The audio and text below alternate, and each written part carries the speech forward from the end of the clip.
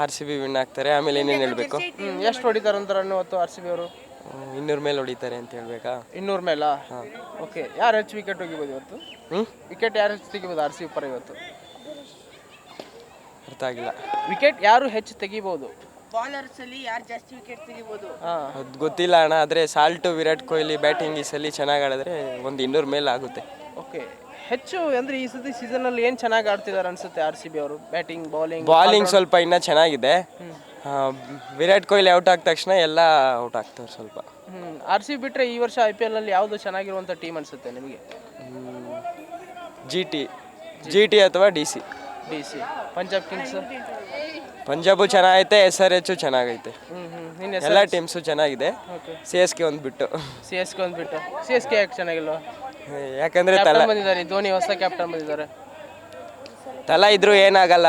70 run 80 ರನ್ಗೆ all out ಆಯ್ತು ಅವ್ರು. ಇನ್ನೇನಾಯ್ತಲ್ಲಿ 70-80 ರನ್ನಿಗೆ all out ಆಗ್ತಾರೆ. ಓಕೆ. ಧೋನಿ ಬಂದಿದ್ದಾರಲ್ಲ, ಬರೇ ಕೂಲ್ ಕ್ಯಾಪ್ಟನ್ ಆಗಿದ್ದಾರೆ. ನೆಕ್ಸ್ಟ್ ಮ್ಯಾಚಿಂದ ಮತ್ತೆ ಫಾರ್ಮಿಗೆ ಬರ್ಬೋದು ಅನ್ಸುತ್ತೆ. ನೋಡೋಣ, ಕಮ್ ಬ್ಯಾಕ್ ಮಾಡಿದ್ರೆ ಒಳ್ಳೇದು. ಇಲ್ಲ ಅಂದರೆ ಮನೆಗೆ ಹೋಗ್ಲಿ. ಹೈದರಾಬಾದ್ ಮ್ಯಾಚ್ ನೋಡಿದ್ರೆ ನಿನ್ನೆ? ಅದು ನೋಡಿದ್ವಿ. ಅಭಿಷೇಕ್ ಶರ್ಮಾ ಅವ್ರ ಬ್ಯಾಟಿಂಗ್ ಸಕ್ಕದಾಗಿತ್ತು. 141 ಏನೋ ಹೊಡೆದಿದ್ದವರು. ಓಕೆ. ನಿಮ್ಮ ಫೇವ್ರೆಟ್ ಪ್ಲೇಯರ್ ಯಾರು ಅಂತ? Virat Kohli and A B de Villiers. Okay. ಈ ಸಲ ಕಪ್ ನಮ್ಮದೇ. ಈ ಸಲ ಪಕ್ಕಾ ಕಪ್ ನಮ್ಮದೇ. ಎಸ್.